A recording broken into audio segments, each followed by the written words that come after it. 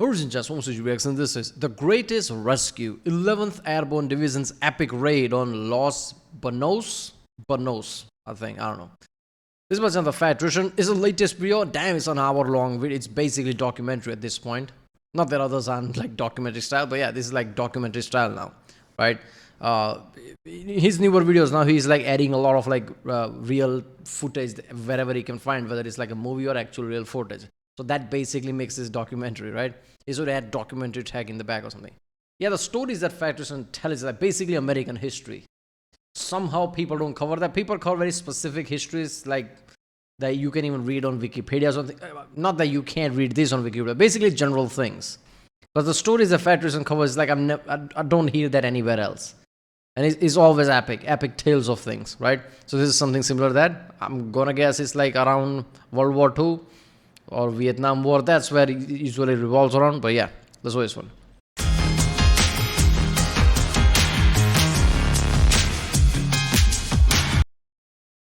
Remember, if you like my don't forget to subscribe, so you know that way I know we start videos right tomorrow. And this channel algorithm can be helped, I guess. I don't know. More people can see this video and things like that because I watch different type of videos even in the same day. Sometimes I post different type of video, different genres of video. So you know, YouTube sometimes doesn't like the changes like that. So you know, like the more engagement this video gets, it's gonna get recommended to a lot of people. So that'll be a big help. That's always one. The biggest airborne mission of all time is Operation Market Garden, when over 41,000 Allied paratroopers jumped into the Netherlands. The most famous airborne operation of all time is probably the jump into Normandy for D-Day, but the most perfect and textbook example of what an airborne operation could and should be is one that you've probably never even heard of. Today we're talking about the only airborne division assigned to the Pacific theater of World War II, the 11th Airborne, and their incredible raid on the Los Baños prison camp, and we're going to get to it right after a word from our sponsor. This video is brought to you by Delete Me. Finally. Okay, I need you to go a mile away and put an apple on your head so I have an alibi for this. Nicholas. What? Mile away? Rude. All right, I'm going to go do my nails since we're switching roles today. Why are you leaving your gun on the couch? That way it's a tax write-off. You'd know that if you knew how to do my job. I could do his job better. I can do this. Yeah, I'd rather go shopping. Nick! Come do your job! Always easy until you're the one that actually has to do it. Anyways, this video is brought to you by Delete Me. All right, here's the deal. It's pretty straightforward. It's an I'm like, why the fuck that logo is purple? But then, okay, that makes sense. online subscription service. You give them money, they turn around and make sure that online data brokers aren't selling your personal information. These data brokers are legally required to delete your information if you submit an opt-out request. Unfortunately, there's a bunch of different data brokers. They all accept opt-out requests a bunch of different ways, and they make it as hard as humanly possible. But when you have Delete Me, not only do they figure out which data brokers have your information, they automatically submit opt-out requests so that they have to delete it, and then they continue to monitor those same data brokers in case they somehow get your information again. I actually like Delete Me so much that I upgraded to the family plan, and I'm now getting all my wife's information taken off the internet as well. So if you wanted to give it a try too, I'm gonna have a link and a discount code down below that's gonna save you 20%. Let's get back to the video. Alright, important background info. December 7th, 1941, the Japanese commit the ultimate sin of fucking with America's boats when they attack Pearl Harbor. Most people are familiar with this, however, most people don't realize that immediately after the attack on Pearl Harbor, the Japanese launched attacks all throughout the Pacific. Among the many places attacked was the Philippines, which if you don't know at this point in time was an American colony that One thing I've been noticing throughout the trends of all wars, that everybody, obviously even Putin said that recently, that even his tactic was that, I don't know if it's basically some form of blitzkrieg, right? That's kind of different, but the mentality is there, like be surprised and fast. That is always the tactics, because catching off guard people apparently is very easy. Not that you don't get the sense when you play video games like Call of Duty or something. Catching people off guard is the best element there, right? So that's how Pearl Harbor was similar as well. As soon as Pearl Harbor happened, everybody was just like suddenly attacked everything. It was on plan, right? First Pearl Harbor, then attack all these places. So everybody get, caught off guard or something. had acquired after the Spanish-American War in 1898. So because of that, there's both American and Filipino military there. However, there simply isn't enough of them, and they are completely overrun by the Japanese military. After several weeks, it becomes very clear to the US military and the Filipino government that they are probably not going to be able to defend the capital of Manila from the Japanese if it comes to that. So they have two options. They can A, decide to fight it out there anyways and make it as painful as possible to the Japanese, make them fight block by block, brick by brick, house by house, building by building and make it a horrific, bloody affair. Or B, they can agree to simply leave Manila intact completely, declaring it an open city and allowing the Japanese to take it over without a fight, hopefully preserving the city and as many civilians as possible, which is exactly what they decide to do on December 26th, 1941. Okay, but here's the problem with that. Remember, the Philippines is an American colony. Yeah, the equalizer footage. One thing I thought of, like, why is like sudden trend just like picks up, right?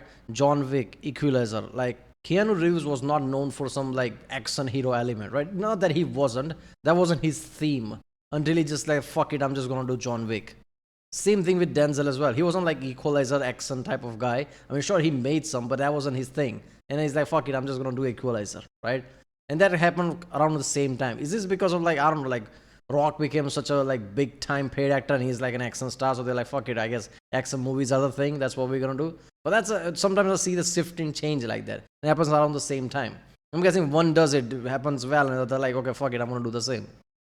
Colony, and Manila is the big, beautiful city capital. So because of that, there's a ton of Americans that live there, most of which are just living there in some temporary professional capacity. There's doctors, teachers, nurses, diplomats, business people. There's also a bunch of representation from the Catholic Church, and a lot of the priests and nuns happen to be American. Regardless, there is a ton of American citizens that are left behind in Manila when the Japanese take over. Because of this, the Japanese decide that they're going to take the local college, Santo Tomas University. They are going to convert it into an internment camp and stick all of the Americans inside of it. While the Americans did make up the majority of the camp, there were some British, French, Polish, people from Spain, Mexico, Canada, pretty much any other person that the Japanese could look at and go, hey, you're not from here, and they stuck him in Santo Tomas as well. So that's horrible news, and the only kind of silver lining they have is that these are not POWs, these are civilian internees, which the Japanese looked at a little bit different. You see, the Japanese still believed in this Bushido code of honor, where if you surrendered on the battlefield, you basically forfeit your human rights, and you were subhuman, and they could do whatever they wanted to you. They looked at civilian internees a little bit different. These weren't warriors that surrendered on the battlefield and had lost their honor. This was primarily elderly men, women, and children.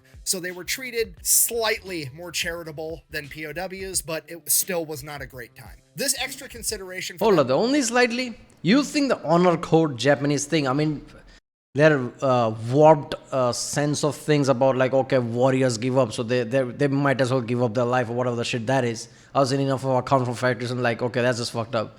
If you give up during that time against Japanese, you're basically fucked. Something like that, right? But you think when it comes to civilians, they'll be like really like, okay, this has, our honor says that this is not part of war or something, treat them well, only slightly well? That's insane. them being civilians varied from camp to camp, from place to place, because they had civilian internment camps all over the world. So every camp was very different. The Japanese had no standard operating procedures for how they treated their civilian internees or their POWs. You were very much at the will of whoever the Japanese officer in charge was. And in the case of Santo Tomas, it was actually one of the better ones to be at. Bear in mind, I'm not saying it was good. Nobody was having a good time. Still a horrible place to be. But on the scale or the spectrum of being in a Japanese internment or POW camp, this was one of the better ones, which at the end of the day isn't saying a whole lot. Now, the reason it was better was because the Japanese had like a real loose control of it. Basically, they put a fence up, told all the Americans to stay inside the fence, and we're going to bring you food. If you try to escape, we'll kill you. That was pretty much how it went down. They allowed the Filipino people, the civilians, to bring the Americans extra food. The Filipino people were great to the American internees as much as they could be. They tried to deliver their mail. They were trying to give them anything and everything they possibly could, and the Japanese allowed that to happen. So that's what kind of made it more tolerable than a lot of other camps. But as World War II progressed and the Japanese Empire got weaker and weaker, conditions in the internment camp and really all of Manila as a whole got worse. Supply lines broke down. Manila's a big city. You have to bring in a ton of supplies to sustain a city. So not only did the Japanese military not have enough resources to divert to this internee camp, but the Filipino civilians weren't able to give as much either, leading to way worse conditions. It was overcrowded. There wasn't enough food to go around. So the main problem is they can't get the food from the farms into the city. So what if we take the internees and move them out of the city and just put them on the farm where the food grows? Then we don't even have to move the food as far. We just got to move the people one time, right? That makes sense. So that's what they do. They build a new internment camp. It is 40 miles out into the country. It is in a place called Los Baños, right off Laguna de Bay, the biggest lake in the Philippines. It is a naturally beautiful area. There's a ton of naturally thriving tropical fruit like bananas and coconuts,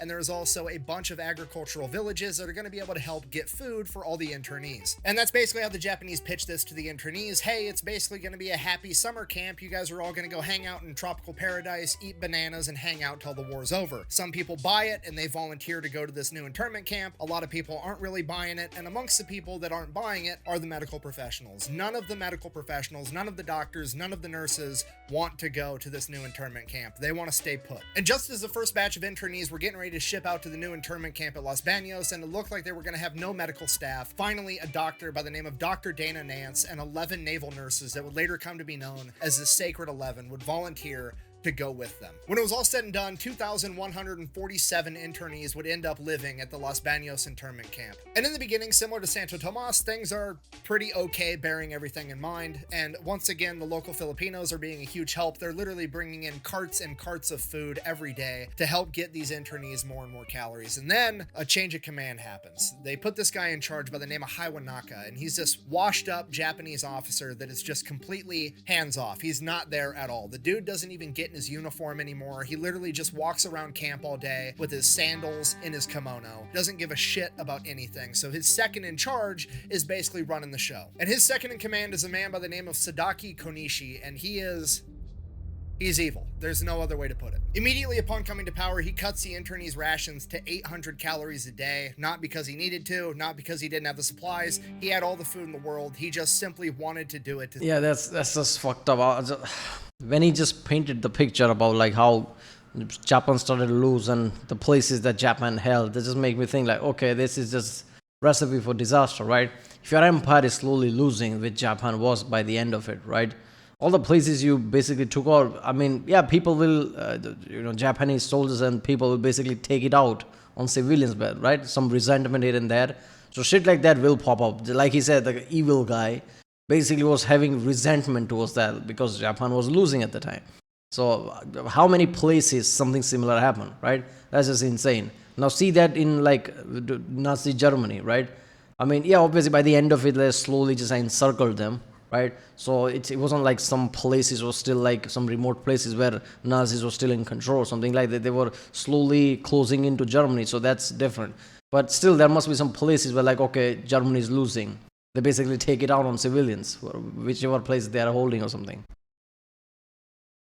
To see people suffer. He no longer allowed the Filipino locals to bring in extra food. This is an internment camp with men and women commingling. Naturally, over the course of months and years, they would form relationships, and every once in a while, a woman would get pregnant, and there were, at times, multiple women pregnant or multiple small children in the internment camp at Los Baños. Because of that, the Red Cross would send dehydrated milk to the camp to give to these small children. Konishi would have his men dump the dehydrated milk out on the ground in front of starving mothers to literally starve babies. Whenever the Japanese chain of command would deliver fruit or vegetables, any type of produce as part of the rations, he would leave it outside for days in the sun, letting it get infested with insects before finally letting the internees pick through it and eat whatever they could. This went on for months and years, and he would continually cut rations more and more for whatever he deemed to be a transgression until the internees were eating only 400 calories a day. And as if starving thousands of people wasn't bad enough, Konishi would constantly taunt them. That is a surprise tactic, right? Usually people don't do, even the evil people try not to do that, because if you just starve out people point blank and just showing them that you are going to die by starvation, people usually do one Hail Mary attempt and just like try to revolt back in just like one go. People just like group together and try to fight back or something, right? Because if we're going to die, might as well die like this type of way. So that's a surprise tactic. The entire time, never letting them forget that the only reason they were in this condition was because he said so. On one occasion, he told the men that he had 100-pound bags of rice in a storage building across camp, and that they could have it if the men would carry it over to the barracks and they could cook it and eat it. So the men that had been starving and lost a third of their body weight go across camp, carry 100-pound bags of rice into the rest of the camp for the women and the children and themselves to finally be able to eat, only for Konishi to tell them that he had changed his mind and that they needed to take the rice back or he would shoot them. and then they took the rice back and locked it away. Over time, all of the internees began starving to death and showing symptoms related to it, whether it be parasites from eating things they shouldn't be eating, a malnutrition disease known as beriberi, dysentery, or scurvy. Dr. Nance and the Sacred 11 were doing everything they could to help everybody, but ultimately, they too were starving to death. Oh my god, how is this piece of how does nobody knows about his name? How am I first time eating from the Federation? What an asshole. This is insane, man. I mean, look at COVID, man, right? Even we can't stay healthy and it's just like lots of people, like couldn't stay healthy against COVID. Now, imagine back then, parasite-ridden food, where you're malnourished, right? Your immune system is close to non-existent at that point, if you're malnourished like that, right? And then you're eating parasite-ridden food. How would anyone survive at that point? Just by all the like germs, disease, and parasite that you infest, right? And it's back then, right? Difference between right now and back then is like right now a lot of parasites and things are like not just there because it's killed out, right? That wasn't the case during World War II. So this is just insane, man. This is horrendous. I mean, you hear about like how fucked up Nazis did things, but you don't hear about shit like this. What the hell? This is insane.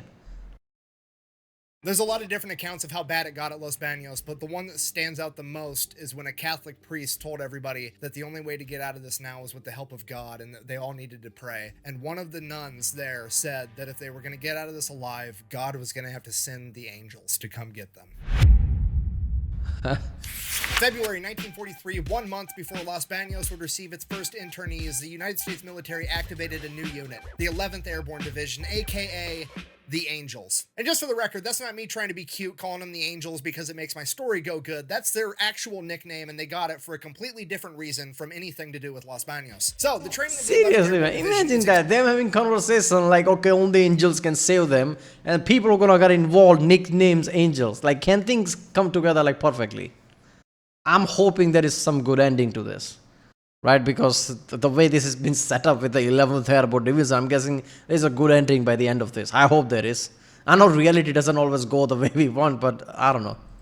extremely important, and that is because General Eisenhower is not impressed with how airborne units have performed in North Africa and Sicily so far, and he thinks that airborne divisions just don't need to exist anymore. No division-sized element of airborne should be a thing. He doesn't think it's effective. We don't need them. Another general that he respects and that he actually went to West Point with and is known for his entire career by the name of Major General Swing disagrees, and he volunteers to go back and train the 11th Airborne to show how effective an airborne division can be. So Major General Swing comes back to America to stand up the 11th Airborne to show how good airborne units can be, and his selection process to get into his new unit is absolutely brutal. The only men that make it through are star high school and collegiate level athletes. But Swing didn't just want a bunch of brawn, he also wanted brains. He made it a requirement that every single man in the 11th Airborne Division at its inception had to have a military IQ test score of 110 or higher. This meant that physically and intellectually, this entire division, from the leadership all the way down to the lowest ranking private, were all qualified to go to officer candidate school, both mentally and physically, which is absolutely crazy. Swing only wanted the best of the best, and he actually got in trouble for kicking back so many recruits because they didn't meet his standards to be in the 11th Airborne Division. Because of that, they actually expected him to lower the standards and start letting more people in, but by then he had actually found all the men. I think lots of like footballers and sport people would have been there, right? And 110 IQ thing, I mean, seems like people just assume like some big footballer, right? Taller, muscular footballer, pretty not going to be that smart. Not really, because sport is not easy, right? If you try to explain to somebody how a football works, like American football, they'll need enough time to understand it, right? Like properly understand it. Now, somebody who's playing it also has to think about even much more things, right? Look at the deflate gate or whatever that shit was, right? Somebody actually thought if you do this, they're actually doing physics at that point, right? I don't know. I don't want to overhype that, but it's just like, people who play sports are not stupid. They have to think about a lot of things. So I'm guessing a lot of them is going to be something like football or some, I don't know, some sport. What was a sport at that time that was famous? Baseball? I don't know. that he needed, because airborne divisions in World War II weren't as big as regular divisions. A normal division had about 15,000 men, an airborne division had about 8,000 men. They also didn't have heavy artillery, they had lighter artillery, they didn't have tanks, they had light vehicles, all the stuff they had they could jump with. So they were lighter, but they were also faster, meaner, and smarter. So Major General Swing is basically went through like 30,000 guys and distilled out the best 8,000 dudes, just the raw talent, the best of the best, the strongest, the fastest, and the smartest. And he trains the dog shit out of these guys to be absolute monsters. He is striving to make this batch of like 19 to 23-year-old kids the best of the best, and he tells them as much. He tells these kids they're going to be able to eat nails and spit out razor blades by the time they're done with their training, and you know what? They believe him. Major General Swing was born in the 1800s. Dude fought in World War I. He's already been in theater in World War II, and he's telling them, you guys are the best of the best, and if anybody would know, it's going to be him, so they believe him. And this is where they start to get their nickname, the Angels. You see, they're overly athletic, they're above average smart, and they're getting their ego pumped up, and they're a bunch of 20-year-old kids. Naturally, when they go out on leave, they're going to be rowdy. If these guys aren't training to kick ass, they're partying. These guys are going out, getting hammered, getting in fights, getting thrown in jail every chance they get. They start fucking with the chain of command, thinking it's funny. At one point, they actually prank Major General Swing. You got to realize, General Swing is born in the 1800s. The dude fought in World War I. He's the old guy, okay? He's old school military officer at this point. And those old school military officers all played polo. That was like the boys club thing. That was like what golf is now, right? And they went out and they stole Major General Swing's polo horse as a joke. And then there was also that time that they got in trouble for spear hunting for pigs using their bayonets mounted on their M1 Grand so that they could have a barbecue. The 11th Airborne guys got in so much trouble so often that it became a running joke, kind of, sort of, not really a joke, an actual point of conversation in the morning officers meeting on Monday. First order of business, how many of our little angels woke up in jail this morning? And that's where they got the nickname, the Angels. And to be fair to the 11th Airborne, they weren't unique in being this rowdy. This is pretty much standard behavior for all airborne units in World War II, whether people are willing to admit it or not. I mean, for example, later in the war, the 82nd Airborne was on leave over in France, and they got so rowdy that the US military had to send out a special military police unit just to get them under control. So yeah, paratroopers are always kind of... I mean, you have like 18 to 23-year-olds, right? 23 years olds. But now you're saying you're gonna go to war, you might die. What do you think is gonna happen? What would you do, right? Like, I see myself doing the same shit. Because it's like, you know, like you only live once. That's the element is working here, right? Because they actually might die in few months. There is like real possibility of that. And they're young. They're around 20. They haven't seen shit. They haven't done shit right now, right? They're young, literally. So at that point, of course, they're gonna do all the crazy shit that they can think of.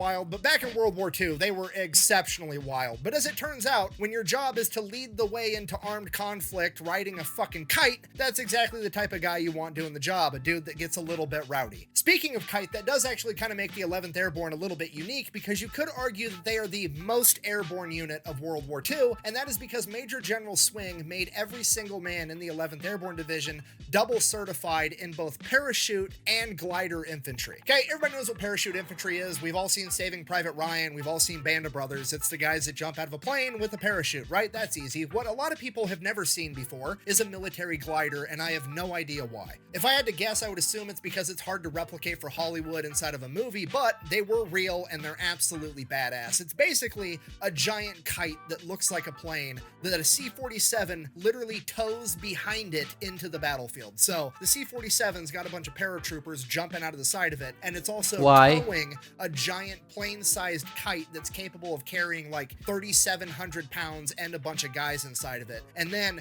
as the paratroopers jump out... Alright, so I was gonna say that, why don't you use just a plane? But like, why would you use a plane? All the expensive shit in it? Why not just tow an empty husk of a thing that looks like a plane? Basically, it's a glider. Put shit inside, right? It's like, hey, it's gonna drop into, like, you don't have to worry. It's basically like a detachable part of a plane type of way, right? You don't have to worry about plane's gonna fly off and there's the thing where you go on ground. Like, yeah, package delivered. That is so good. Gliders detach at this rope, and then they glide the rest of the way into the country, land this plane. Okay, side note, unpopular opinion, this is the most gangster vehicle of World War II, okay? Yeah. You know who I don't want to have to get in a fight with? The guy that shows up for military training to partake in the biggest war the world has ever seen, and when everybody else is like, oh, I want to drive a Sherman tank, I want to serve on a battleship, I want to drive an Amtrak, and this motherfucker's showing up like, fuck it, I want to drive a kite into battle 12 hours before everybody else and be surrounded by the enemy. Fuck that. Sorry, I'm getting sidetracked. Seriously, man, how insane is that, right? Like, you're the first, not just like you're riding something that is just like one-way trip. You can fly that shit back. It's not a plane.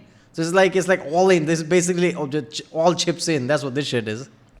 To is A, gliders exist and they're cool, in case you didn't know that, and B, Major General Swing makes the entire 11th Airborne Division cross-train on both, so every single man in his division can both jump out of a plane with a parachute or be towed behind a plane in a giant kite with 3,000 pounds of shit in it, which no other airborne division was doing at the time. You were either a parachute guy or you were a kite guy. So the 11th Airborne Division gets done with their training by December of 1943, and now it's time to show Eisenhower what's up. So they set up this big war game, mock mission, whatever you want to call it, known as the Knollwood Maneuver, where the 11th Airborne Division is supposed to capture an airfield. Now remember, a lot of the leadership is trying to get rid of airborne divisions. They want to prove how ineffective that this is. So this is not going to be an easy mission, okay? In order to succeed, they have to capture 13 objectives all at the same time, secure an area to land the rest of the division, capture the entire airfield, hold it for a certain amount of time, and then also be able to evacuate casualties as they go. Like, this mission has to go perfect. And that's exactly what happened. This is like a, I don't know, mission from Metal Gear or something. You have to do all that shit, apparently. And apparently all of you are like protagonists, right?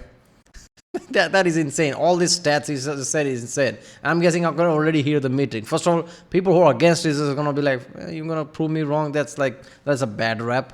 So I'm gonna do everything in my power to make sure this doesn't succeed. So give more and more objectives. Like somebody, why are you doing that? Oh, didn't you just say you are the best of the best? Surely they can do that. That is just insane. Airborne Division on the first wave drops in 4,800 guys using 200 C-47s and over 200 gliders. They absolutely crushed this mission. At this point, Major General Swing and the rest of the high-ranking military officers that are kind of rooting for the airborne divisions look over at Eisenhower like a bunch of kids looking at Dad, asking if they can keep the stray dog they just found. Like, Dad, can we keep him? Look at how fucking awesome these guys are, please.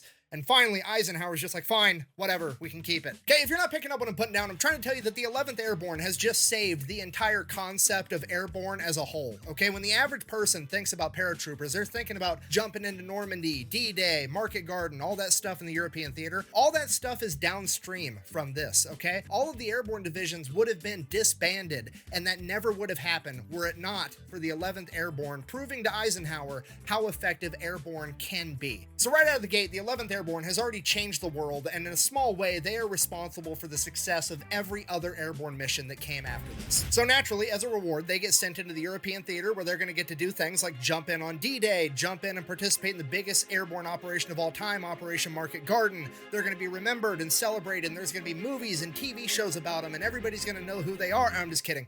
They get the distinct honor of getting sent in as the only airborne division to go into the Pacific theater, and most people have absolutely no idea who they are, and they're never talked about ever. But we're fixing that shit today. So they make Seriously, the Pacific Theater, and the first place they wind up. The only faction is fixing this shit. Like, come on, man.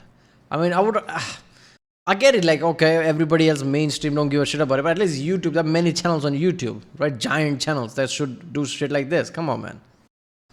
Is in New Guinea, and unfortunately at this point in time there's a little bit of a lull in the combat because the US military is gearing up for the invasion of Leyte, and until then the 11th Airborne is just kind of in New Guinea, and they're tasked with basically unloading cargo ships at this big dock to help with the war effort because there's really no asses to be kicked right now. Now the 11th Airborne guys are not very happy about this. You gotta remember, the bunch of 20-year-old young men been training their ass off for the past year to get ready to go into a fight, had their ego pumped up by their chain of command, and now they finally make it into war, and their job is to unload a bunch of cargo ships. They're pretty disappointed. So to make themselves feel better, they steal shit. I mean, strategically transfer equipment to an alternate location, and by alternate location, I mean to their campsite. And when I say equipment, I mean pretty much anything and everything that's cool, they take it as theirs. Literally entire crates of Colt 45 1911s, booze, cigarettes, good food. They're stealing entire Jeeps and vehicles. Imagine like showing like some games like Bethesda games or any RPG games, right? Well, looting is a system, and telling these veterans, showing them this game. Oh, by the way, in this game you loot things, and that's what the question would be. Yeah, that's how things work. I mean, come on. I think we all knew that. There you go. You go to a place, you know, re-equip yourself with whatever you can find, and using them at their camp. And nobody's really saying anything to them, and they're getting away with it, so they get a little bit bolder, and eventually they're like, fuck it, we're just gonna steal the generator for the dock, and we're gonna take it back to our camp and wire up our camp so we have electricity. So that's what they do. They steal the generator, bring it over to camp. General Swing catches them, and he's like, no, you guys can't be stealing that generator. Or at least you can't wire up your tents. You're going to use it to wire up my tent. And they have to go wire up General Swing's HQ building, and he uses the electricity. Now, at this point, the guy that's actually in charge of the dock goes over to General Swing's quarters to where the 11th Airborne are, and he's like, your guy... Oh, you can't do that. Come on, man. Come on. You should know better. I'm sorry. I'm going to take back. No. What about my building there? Look, it's all dark. I need light there.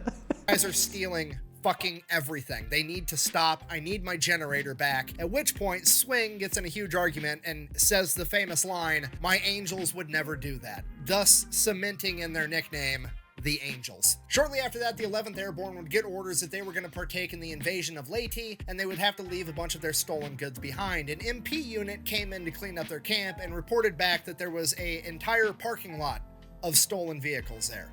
How'd that get in there? So, Battle of Leyte, we talked about this last week with the 77th Infantry, aka the Old Bastards. They were there as well. But if you don't remember, or if you didn't watch that video, basically the Japanese government has come out and said that they are going to make the Battle of Leyte a decisive battle in the war. They are throwing anything and everything they have at this fight to not lose this island. Basically, the American forces have one half of the island, the Japanese forces have the other half, and they're both being resupplied on their back ends and fighting in the middle, trying to claim this island. Eventually, the 77th Infantry Division would be sent around the backside of the island to make an amphibious landing and take over Ormoc Bay, which is where the Japanese were getting their resupply from, cutting off the enemy supply lines, while the rest of the Army and Marine units held the line, including the 11th Airborne, and continued to fight. The 11th Airborne Division and every other unit that fought at Leyte sustained heavy casualties, but for every single Angel that fell on that battlefield, he took with him 45 enemy soldiers. After claiming victory at Leyte, the next objective to take is Luzon, the main island in the Philippines, with the capital of Manila and the Los Baños internment camp. With this being the main island, there's no doubt that the Japanese are looking to make this a decisive battle as well. Luckily, 3 months prior to this, MacArthur had already sent someone to begin prepping the stage for an American victory at Luzon. Now, rewind like 5 months prior to the Battle of Leyte, MacArthur is still headquartered back in Australia, and he finds out that there are a bunch of guerrilla groups all over the Philippines, especially on the main island of Luzon. Now, these guerrilla fighting units kind of operated like gangs. Each one had their own little chunk of territory, and they all weren't very friendly with one another because they were all kind of competing with one another to get aid from the US military to be able to fight the Japanese better. So they were very disorganized, but some units were much more organized than others. So General MacArthur figures that if he can send somebody in there to help organize the guerrillas and then get them more supplies and more weapons, they'll be softening up the Japanese from the inside, so by the time the US forces reach Luzon, it won't be as hard of a fight as it needs to be. So he starts taking... I mean, that makes sense, right? Guerrilla warfare, I mean, in concept, that is what that is, right? But if you can organize them somehow, right, with a singular goal and some form of command, right? Yeah, that's like devastating in itself, right? Guerrilla warfare is like, you know, you hear about it all the time, but it really needs to have like center gold, right, from all sides. Otherwise, there could be inefficiency there. There would be just enough to not be much of an issue. So that makes sense, right? Before anything happens, like make everybody organized and then attack.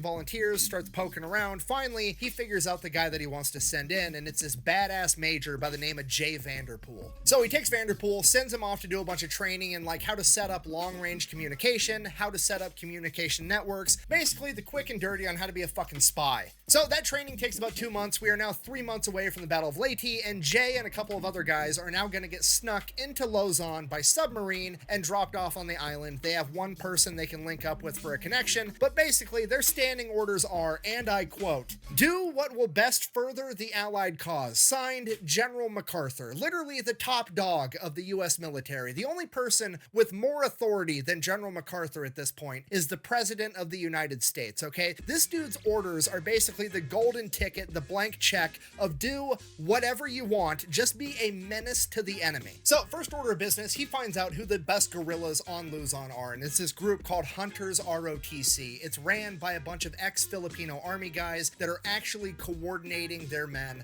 like an actual military. They have a chain of command, they have order, they actually do military tactics, they are conducting legitimate guerrilla warfare, and they are fucking good. They've got 2,500 men, and they are a gigantic pain in the Japanese ass. So Jay needs to get linked up with them, get them more organized, and get them more supplies, more guns, more ammo, more food, more water, more everything. He needs to hook these guys up so they can be an even bigger pain in the ass. The problem is they're like 60 miles away on the other side of the island, and Jay is like a 5'10" white guy. All the other white people have been thrown in internment camps, and on top of that, he's wearing a U.S. military uniform. The odds of him making it 60 miles through enemy territory on this island, not looking too great. So what's Jay gonna do? I mean, the meatheads are probably like, he could just walk there through the jungle, avoid the roads, don't go into town, he'll get there in 2 weeks, it'll be fine, he'll get the job done. Other people are like, he could probably, pay somebody to drive him there in a trunk, smuggle him in, that would be an option. Jay Vanderpool is just like, nah, I'm gonna go just complete gangster option. I'm gonna walk to the nearest town, go to a payphone, I'm gonna call up a fucking limo to drive me there. So that's what he does. He calls a valet service and some... What the fuck? I guess it makes sense because if like anybody's going into limo, must be someone important, and nobody want to stop somebody who's important because who knows what happens. Like somebody from like Japanese army important is going somewhere, let's not stop them. They're not going to think some American or something like that is going to limo. Why would you do this? It's like trying to do something completely opposite. That makes sense. What are the two options that he said, like, okay, like pay somebody off, like you don't know like where that goes, right? That is disastrous. Trying to avoid it, going through jungle and shit. Again, I don't know, 60 miles is like big distance. Especially somebody like that who like stands out. This is the best thing you could have done. Fancy black SUV comes pulling up, and they're like, cool, give me a ride 60 miles away to wherever the Hunter ROTC people are. And the limo driver, SUV driver, whatever you want to call him, taxi driver, is like, I don't want to give you Americans a ride. If the Japanese catch me, they're going to kill me. At which point Vanderpool and his guys are like, look, this SUV is taking me to where I need to go. You can take this stack of cash and give me your car, or you can take this stack of cash, you can drive me there, drop me off, and then you can keep your car. Either way, this SUV is taking me to where I'm going. Are you driving or not? So the driver's like, fine, I'll do it. They drive all the way there. They pass through multiple Japanese checkpoints. Because it's such a fancy vehicle, the Japanese don't even bother to stop them. They just salute and wave them through, assuming that it's somebody important. It is fucking so stupid that it's genius all at the same time. It's incredible that it worked. It's the funniest fucking part of this story. So this happens multiple... I'm imagining them sitting behind with blacked out windows or something, smoking cigars, see checkpoint, them saluting, and they're like, yeah, there you go. I knew this should happen, just like completely calm, nothing to worry about, crossing through enemy territory. Times, and they make it all the way to the village where Hunter's ROTC is located. And when they get out, the leadership of Hunter's ROTC just sees Americans in American military uniforms getting out of like this dope black SUV. Seriously, 60 miles inland into enemy territory. So the guerrilla leaders are thinking like, oh shit, these guys are gangster as fuck. Seriously. Look badass. That's really badass, guys. That's dangerous. So already they're off to a great foot due to Vanderpool's insane strategy of calling a... Imagine their lads, this is so insane, man. Imagine them doing all the guerrilla shit and just like being careful. Suddenly an SUV pulls up. I'm thinking of Escalade because why the fuck not? Or something, a GMC or some big ass SUV like that, right? Limo style, I don't know. Just somebody gets out, just like, stretches out. Oh. It's some Americans. That is so insane, man. Limo to drive him through enemy territory, and then Vanderpool whips out his printed out order from General MacArthur basically saying do whatever to further the Allied cause, at which point the guerrillas are just completely game to do whatever. They're more than happy to help in any way they can because they know who General MacArthur is, and this is their best shot at making a measurable impact to save their country. So Jay Vanderpool has been in Luzon for all of like 6 hours, and he is now essentially in charge of 2,500 men that are experts in jungle warfare. Now, these guys have been an issue the entire time, but they're so under-equipped that they weren't able to do as much as they could. Like, they're not living up to their full potential because these guys are going in and launching raids against the Japanese, and every guy has like 3 bullets in his gun because they just don't have ammo. Then they're whipping out their bolo knives and using those to fight the Japanese. Now, with Jay, he's going to be calling in and getting them new guns and a ton of ammunition so they can actually function like a guerrilla fighting force. And they are going to get escalated from an issue to a fucking problem for the Japanese. Then, over the course of the next 3 months, while the 11th Airborne is in New Guinea and fighting in Leyte, Vanderpool is in Luzon, getting his guerrilla network even bigger. He's getting more guerrilla units to cooperate with him, and he's getting them guns and ammo as well. And he builds this entire command structure that he calls the GGC, the General Guerrilla Command. And then he teaches all of them how to gather intel, spy on the Japanese, and send long-range communications. So now, not only is his guerrilla fighting force a guerrilla fighting force, but they're doubling as a spy network as well. In the span of 3 months, Jay Vanderpool has essentially turned himself into the guerrilla warlord of the Philippines. So, fast forward January 9th, 1945, American forces were victorious at Leyte, and now they are making their invasion into Luzon with like 175,000 men. It is a massive offensive operation. And Jay Vanderpool, our favorite guerrilla warlord, has positioned all of his guerrilla fighters in between the American landings and the Japanese main forces. So that way, when the Japanese try to make their way to the beaches where the Americans are landing, they're going to be attacking them on the roads with ambushes the entire time, softening the enemy before they even get there to play defense. And here's what I need you to understand about this. This is 1945. The Japanese are not winning this war. It's not going good for them at all. Their supply lines are breaking down. They're having trouble getting their men ammunition, food. Everything is going about as bad as it can be for the Japanese at this point in time. Okay, if you're not picking up what I'm putting down, I'm trying to tell you that the Japanese are now the ones that probably aren't going to have a whole lot of ammo, and now the guerrillas are being backed by America, the biggest unhealth care network the world has ever seen. They've got all the ammo on the planet. Well, well, well. How the turntables... Now, Jay Vanderpool, being the smart guy that he is, he knows this and he takes advantage of it. He has the guerrillas just start mag dumping everybody. He tells them, you guys have more ammo than them, abuse it. He even goes as far as to have the guerrillas start using an old school infantry tactic called marching fire, which is basically get a bunch of your guys, have them stand in a line and start walking towards the enemy with their rifles on their hip, and every time their right foot hits the ground, they fire. Now, this is like a World War I tactic, the theory being that you're both advancing and laying your own suppressing fire at the same time, obviously as you were marching towards an entrenched enemy with machine guns. So the tactic never really worked that great. But in World War II, in this application, when the enemy's just out on an open road and they don't have enough ammunition to lay suppressing fire back, it worked out great. In addition to that, there was... I mean, yeah, marching fire, that feels like such an old phrase. Using in World War II is insane, but yeah, I guess it works, right? I mean, it goes way back, like, you know, American Revolution time and all that, right? American Revolution, Civil War, whatever, yeah.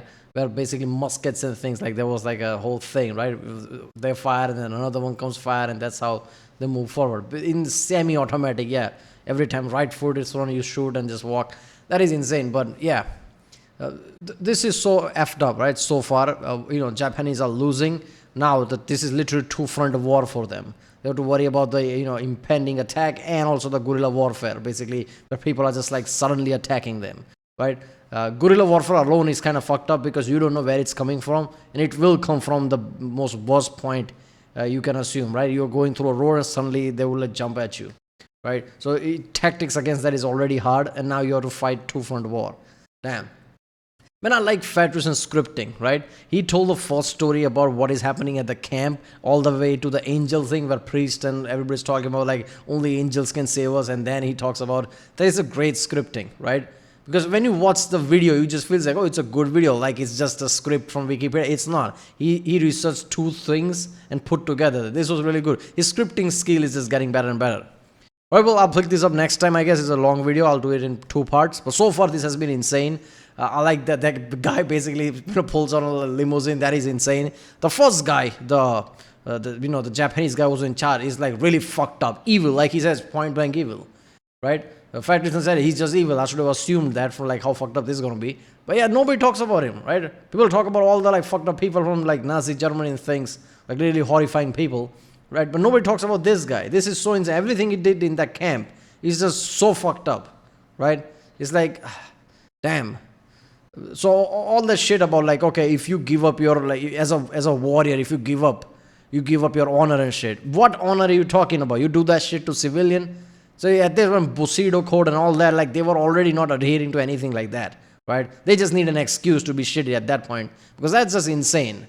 I never seen that coming, like Japanese would do that to civilians like that, right? I know there are accounts of fucked up thing happening in a lot of places, but in general, I would think like, okay, if soldiers gives up, they basically like, they don't see them as much as human. But civilian as well, right? Especially when it started normally, right? By the end of it, just becomes too fucked up. Doing that to like, like newborn babies and things like, like dehydrated milk and all this shit. That is so fucked up, man. I don't know. All right, I guess I'll see you next time.